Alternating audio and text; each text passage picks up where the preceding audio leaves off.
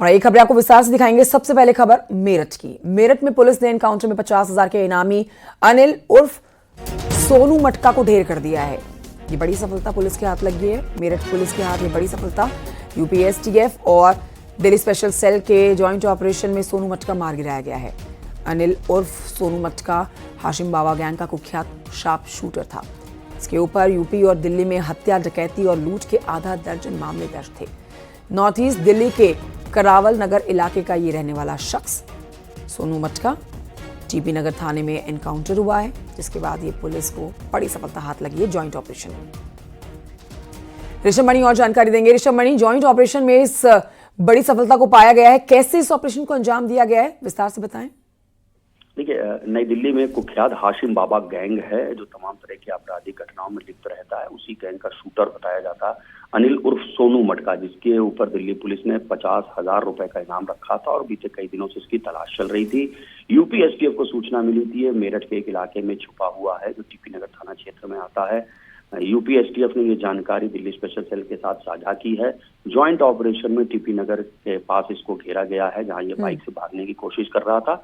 Joint operation में जब इसने एसटीएफ और स्पेशल सेल की टीम पर फायरिंग की है, जवाबी फायरिंग की गई है जिसमें सोनू मटका घायल हुआ है। अस्पताल में इसको डॉक्टर्स ने मृत घोषित कर दिया है। इसके खिलाफ नई दिल्ली में आधा दर्जन से ज्यादा संगीन धाराओं में दर्ज मामले थे।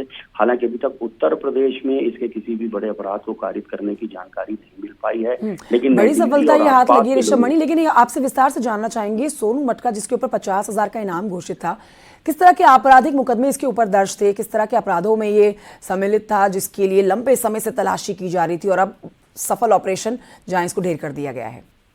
देखिए, इसके बारे में बताया जाता है मूल रूप से नई दिल्ली के करावल नगर का ये रहने वाला था और शुरुआती मतलब कम उम्र से ही ये अपराध में लिप्त हो गया था।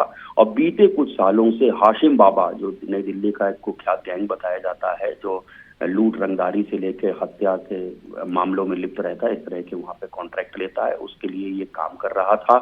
और 50,000 रुपए का इनाम इसके ऊपर नई दिल्ली पुलिस ने रखा हुआ था। लेकिन ये मेरठ में कहीं पर छिपा हुआ था, जिसकी सूचना एसटीएफ को मिली थी। सूचना साझा करने के बाद ही ज्वाइंट ऑपरेशन में मारा गया है। जो हथियार इसके पास से बरामद हुए उसी से तय हो जाता है कि वो किस किस्म का अपराधी था। तो 30 बोर की पिस्टल, एक 32 बोर की पिस्टल, 2 पिस्टल और 10 कारतूस इसके पास से बरामद हुए। बाइक बरामद हुई है।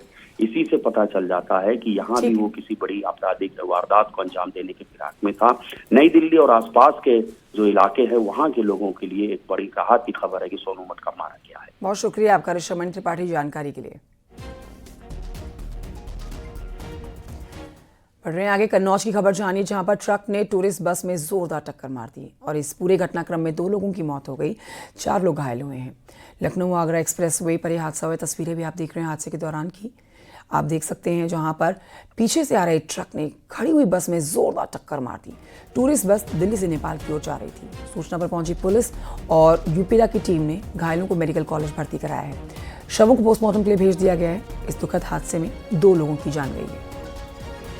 लोकेश दुबे और जानकारी देंगे इस खबर पर। लोकेश, तस्वीरें भयावह है, कैसे ये पूरा हादसा हुआ है, इस पर विस्तृत जानकारी दीजिए।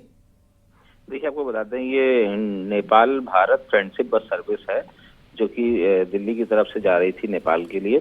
ये बस जो है एक्सप्रेस वे पर किनारे खड़ी हुई थी और इसी में पीछे से आ रहे ट्रक ने टक्कर मार दी, जिसमें 2 लोगों की मौत हुई और 4 लोग घायल हुए हैं। घायलों को मेडिकल कॉलेज में भर्ती करा दिया गया, शवों को मोर्चरी में रखवा दिया गया है। फिलहाल उनके परिजनों के आने का इंतजार हो रहा है, जो इसके बाद में आगे की कार्रवाई पुलिस करेगी। ठीक है, बहुत शुक्रिया आपका जानकारी के लिए। तो देखिए, ट्रक ने मारी है टक्कर और जोरदार टक्कर। बेकाबू ट्रक ने टूरिस्ट बस को टक्कर मारी है जो कि नेपाल की ओर जा रही थी। खचाखच भरी हुई है टूरिस्ट बस, जिसमें 2 लोगों की डेथ हो गई है और 4 लोग गंभीर रूप से घायल हुए हैं। इनका इलाज चल रहा है पास के अस्पताल में। हरदोई से खबर है जहां पर डंपर ने बाइक सवार को रौंद डाला, जिसमें एक शख्स की मौत हो गई। एक की हालत गंभीर बताई जा रही है। बाइक को टक्कर मारने के बाद डंपर ने एक दंपत्ति को टक्कर मार दी और 3 लोग घायल हो गए। अस्पताल में भर्ती कराए गए हैं 3 घायल। बिलग्राम कन्नौज मार्ग पर यह हादसा हुआ है। पुलिस ने शव को कब्जे में लेकर पोस्टमार्टम के लिए भेज दिया है और आगे की कार्रवाई में पुलिस जुट गई है।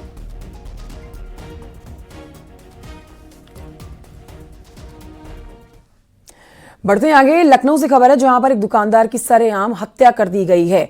बताया जा रहा है कि ठेला लगाने के विवाद में दूसरे दुकानदार रमेश, जिसका नाम था, हत्या की वारदात को अंजाम इसने दिया है। आरोपी रमेश ने राजू की गोली मारकर हत्या कर दी। फिलहाल पुलिस मामले की जांच कर रही है। हत्या के बाद से आरोपी फरार है।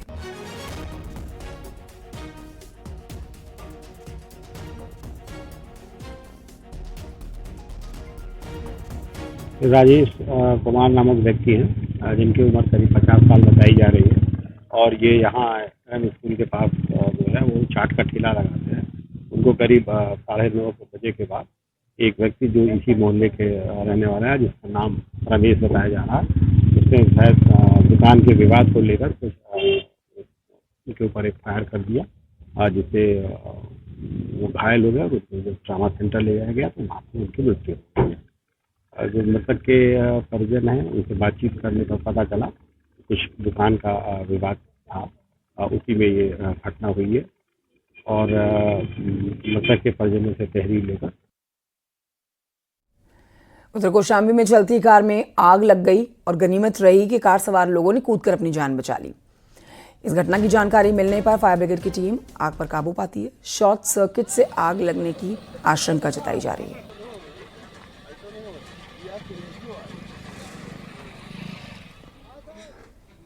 खबर हाथरस से, जहां पर मथुरा बरेली मार्ग पर दौड़ती कार आग का गोला बन गई। अचानक से ही सड़क पर चलती हुई कार में अचानक से आग लग गई। अफरा तफरी मच गई। ऐसे में कार सवार राहगीरों की मदद से बाहर निकल पाते हैं। कार सवार आग में झुलसकर गंभीर रूप से घायल भी हो गए हैं। घटना की सूचना पर पहुंची फायर ब्रिगेड की टीम ने आग पर काबू पा लिया है। घायलों को अस्पताल में भर्ती कराया गया है।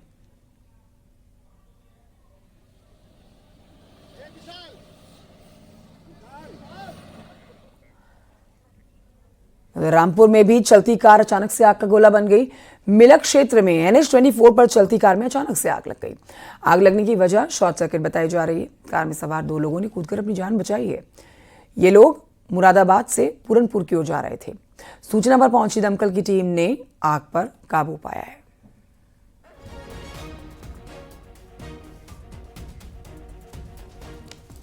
खबर हरदोई से, जहां पर एक युवक ने खुदकुशी कर ली है। मृतक की पत्नी का आरोप है कि पुलिस की पिटाई से दुखी होकर उसने जान दी है।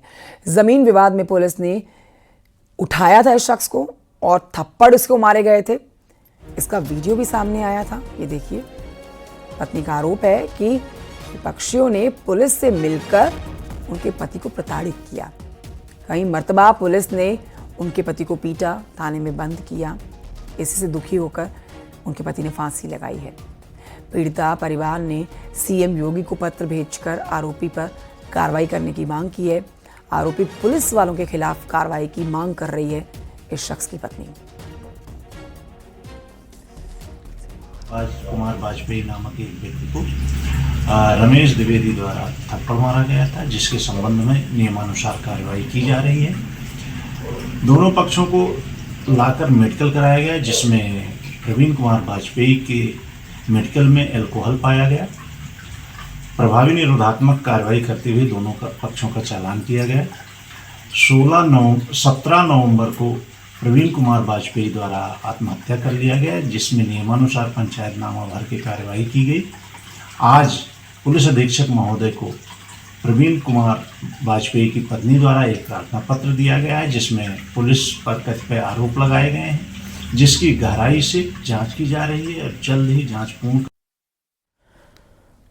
संभल से खबर, जहां प्रशासन का बड़ा एक्शन देखा गया है। डीएमएसपी का बिजली चेकिंग अभियान यहां चल रहा है। मस्जिद से घरों में सप्लाई होती बिजली, चोरी की बिजली की हो रही थी सप्लाई। कई मीटर बंद मिले हैं। बुलडोजर की मदद से प्रशासन ने बिजली चोरी के खिलाफ अभियान चलाया है।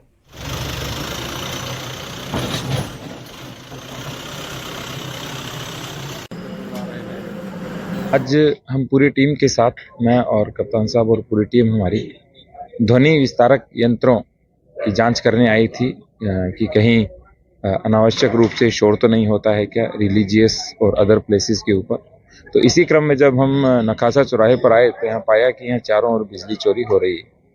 तो अभी हम यहाँ पे चेक कर रहे हैं और लगभग 15 से 20 घर और बिजली और रिलीजियस प्लेस जो यहाँ पे हैं वो सारे बिजली चोरी करते पाए गए हैं। क्या हीटर वगैरह रोड पानी की क्या? अभी हम एक मस्जिद के पास आए तो उसके अंदर लगभग 59 पंखे थे, फ्रिज है, वॉशिंग मशीन है और उसके साथ साथ लगभग 25 से 30 लाइट के पॉइंट हैं और मीटर बंद था और डायरेक्ट कटिया लग रखी थी।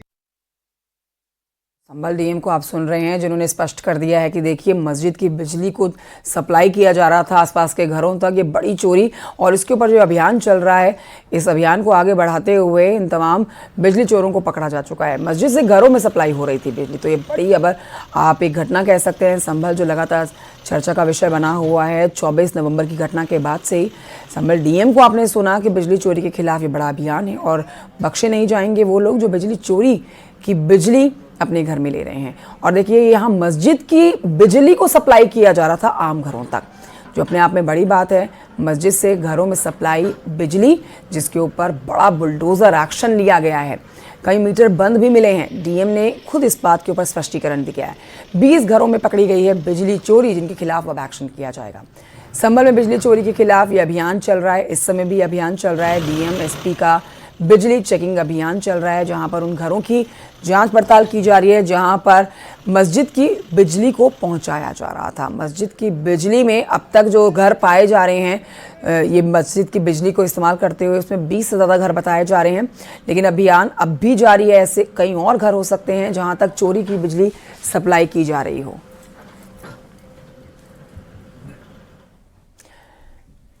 और ये बढ़ते हैं आगे। संभल की हिंसा पर एक बड़ा अपडेट आप तक पहुंचा देते हैं, जहां पर तुर्क पठान से जुड़े मामले की जांच अब शुरू होने वाली है। एसआईटी तुर्क पठान में फायरिंग की अब जांच करने जा रही है। ये एक बड़ा एंगल, जिसके लिए अब एसआईटी जांच शुरू करेगी। आरोपियों पर जल्द इनाम भी घोषित किया जा सकता है टीम की तरफ से। स्पेशल टीम बनाकर हिंसा के आरोपियों की गिरफ्तारी के लिए यहाँ पर टीम पहुंची हुई है। 25 नवंबर की घटना, 24 नवंबर की घटना, जिसके बाद से ही शांति का माहौल जो बना हुआ था वो उस पर हथौड़ा चलाते हुए अब तक 39 लोगों को गिरफ्तार किया जा चुका है। कई लोगों के पोस्टर्स चस्पा किए गए हैं। 93 आरोपियों की पहचान भी हो चुकी है, जिनकी धरपकड़ के लिए लगातार ऑपरेशन चला रही है पुलिस।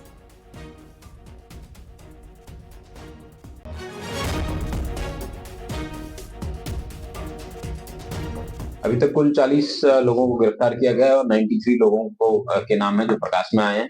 उन सबके यहाँ पे समय समय पे दबिश दी जा रही है, लेकिन अभी वर्तमान में सभी लोग अपना घर छोड़ के भगे हुए हैं। लेकिन पुलिस द्वारा जल्दी उन सब पे इनाम भी डिक्लेयर करवाया जाएगा और उनको हर एक व्यक्ति को पकड़ने के लिए एक स्पेशल टीम बना के उनकी गिरफ्तारी करने के जल्द प्रयास किया जाएगा। संभल हिंसा से जुड़ी हुई एक और बड़ी अपडेट आप तक पहुंचा रहे हैं। पथराव में बाहरी लोगों के शामिल होने का शक है। आरोप के मुताबिक रामपुर और हापुड़ के पत्थरबाज संभल पहुंचे हैं। प्रशासन को पत्र के जरिए इसकी शिकायतें मिल रही हैं। शिकायतों के आधार पर अब पुलिस जांच में जुटी है। 24 नवंबर को संभल जामा मस्जिद के दोबारा से सर्वे को लेकर हिंसा भड़की थी।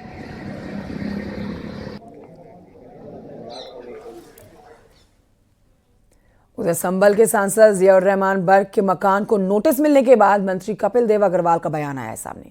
उन्होंने कहा है कि पहले तो गलत तरीके से निर्माण किया जाता है, फिर जब उस पर एक्शन की बात आती है तो बताते हैं कि उत्पीड़न हो रहा है, हिंदू मुस्लिम करने की कोशिश हो रही है। सुनिए।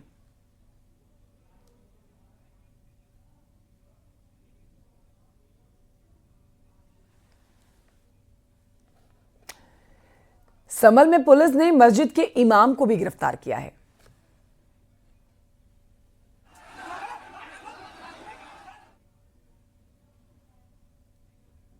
अब मकान पे उन्होंने अवैध मकान बनाया होगा, अवैध निर्माण किया होगा तो निश्चित रूप से नोटिस किया होगा, उसकी जांच होगी। जांच होने के बाद अगर अवैध प्रकार से निर्माण होगा तो मुझको लगता है कार्रवाई होनी चाहिए। उनका कहना है कि टारगेट किया जा रहा है। ठीक है, अवैध क्यों किसने किया, किससे पूछकर अवैध निर्माण करते हो, किससे पूछ गलत निर्माण करते हो, तुम्हारे बाप की जागीर है क्या, कुछ भी करते रहते हो। अब फिर टारगेट बताते हो, फिर हिंदू मुस्लिम करते हो, फिर मुस्लिम की आड़ देते हो, अल्पसंख्यक का नारा लगाते हो। ये सब चीजें बहुत भर्सनीय है। अगर आपने निर्माण गलत किया है तो मुझको लगता है तो नोटिस हुआ तो कार्रवाई, अगर उस पर गलत हुआ तो कार्रवाई होगी। और वहीं आपको बताएं कि संभल में पुलिस ने मस्जिद के इमाम को भी गिरफ्तार किया है। देखिए, आरोप है कि वो तेज आवाज में लाउडस्पीकर बजा रहे थे। ये दूसरी मस्जिद की हम बात कर रहे हैं, जिसके इमाम साहब को एसडीएम ने मुचलके पर जमानत दे दी है। हम बात कर रहे हैं संभल की अनार वाली मस्जिद की।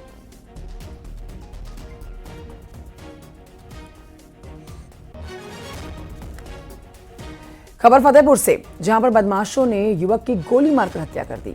यमुना नदी किनारे जंगल में उसका शव मिला है। सूचना के बाद पुलिस और फायर ब्रिगेड की टीम मौके पर पहुंची और शव को कब्जे में लेकर पोस्टमार्टम के लिए भेजा गया। जमीन विवाद में हत्या की आशंका है। असोथर थाना क्षेत्र के रामनगर कोहन गांव की ये वारदात है। रामनगर कोहन गांव से आज सूचना प्राप्त हुई कि एक युवक आंसू सिंह पुत्र भुन्नू सिंह, जिसकी उम्र लगभग 22 वर्ष है, का शव यमुना नदी के किनारे झाड़ियों में पड़ा हुआ है। इस सूचना पर जब थाना सुथर और फील्ड यूनिट की टीम मौके पर पहुंची और देखा तो प्रथम दृष्टया युवक की मृत्यु गोली लगने से होना प्रतीत हो रहा है। शव को कब्जे में लेकर के पंचायतनामा पोस्टमार्टम की कार्रवाई कराई जा रही है। घटना के सभी पहलुओं की गहराई से जांच की जा रही है। मौके पर शांति व्यवस्था कायम है। फतेहपुर की बात खबर शाहजहांपुर से, जहां पर पुलिस को बड़ी कामयाबी मिली है। पुलिस ने बदमाश को गिरफ्तार करके उसके पास से तमंचा कारतूस बरामद किया है। आरोपी भानु को चेकिंग के दौरान गिरफ्तार किया गया है। आरोपी शाहजहांपुर के पिपरौला गांव का रहने वाला है, जिसे आर्म्स एक्ट के तहत गिरफ्तार किया गया है।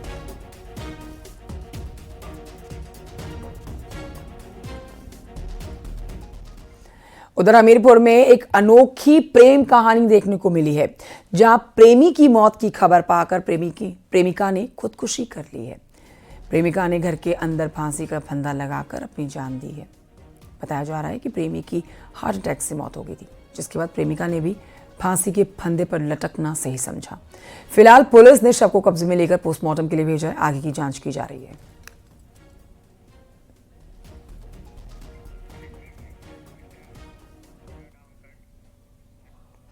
उधर मथुरा में पुलिस का ऑपरेशन लंगड़ा भी जारी है। देखिए, यहां पर पुलिस और बदमाशों के बीच में मुठभेड़ हो रही है, जिसमें गोली लगने से बदमाश हर दिन पकड़े जाते हैं। एक बार फिर से मुठभेड़ हुई है। जो देर रात की तस्वीरें आप देख रहे हैं, ये बदमाश घायल हुआ है, इसे धर दबोचा गया है। सबसे पहले अस्पताल में इसका इलाज करवाया गया।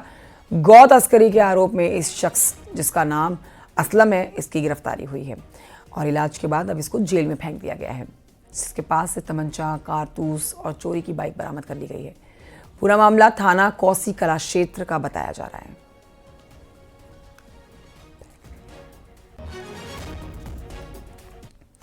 शाहजहांपुर में संदिग्ध हालत में युवक का शव मिलने से पूरे क्षेत्र में हड़कंप मच गया। मृतक के सिर पर चोट के निशान हैं। शव के पास थोड़ी ही दूरी पर पुलिया के पास उसकी टूटी हुई बाइक भी मिली है। मौके पर पहुंची पुलिस ने शव को पोस्टमार्टम के लिए भेजा है।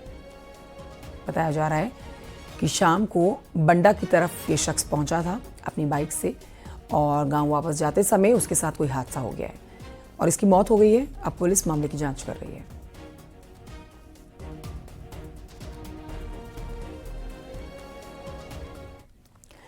ताज नगरी आगरा की बात करेंगे अब, जहां पर अब ताज महोत्सव की तर्ज पर ताज कार्निवल फेस्टिवल शुरू हो चुका है। जी हां, 10 दिनों तक चलने वाले इस फेस्टिवल में कई रंगारंग कार्यक्रम होंगे। साथ ही लोग शिल्प कलाओं, अलग अलग तरह के व्यंजन, फोक डांस, फोक म्यूजिक का भी लुत्फ उठा सकेंगे। स्थानीय और बाहर से आए हुए कलाकार अपनी प्रस्तुति यहां पर लोगों के सामने रखेंगे और उनका दिल जीतेंगे। कमिश्नर ऋतु माहेश्वरी और विधायक GS धर्मेश ने उद्घाटन किया। ताज कार्निवल फेस्ट सदर बाजार में 10 दिन का कार्यक्रम 13 से 22 दिसंबर तक रहेगा।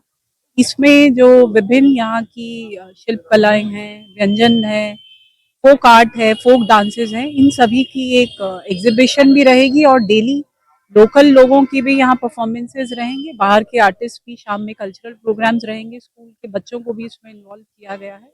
इसके माध्यम से ये प्रयास है कि आगरा में जो लोग आ रहे हैं वो ज़्यादा से ज़्यादा अवधि में आगरा में नाइट स्टे भी करें, क्योंकि मॉन्यूमेंट्स शाम में बंद हो जाती हैं। उसके बाद कोई ना कोई एक्टिविटी आगरा में चलती रहे, जिसके माध्यम से टूरिज्म यहाँ पे। और इस वक्त की बड़ी खबर आपको बताएंगे। यूपी पुलिस भर्ती से जुड़ी हुई बड़ी खबर आपको दे रहे हैं। DVPST परीक्षा की तारीख घोषित कर दी गई है। 16 दिसंबर को जारी किए जाएंगे एडमिट कार्ड। 26 दिसंबर से शुरू होगा फिजिकल टेस्ट।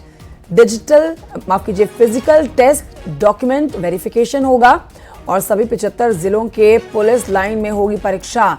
UPPBPB.go.in पर मिलेंगे एडमिट कार्ड्स। और इन्हीं खबरों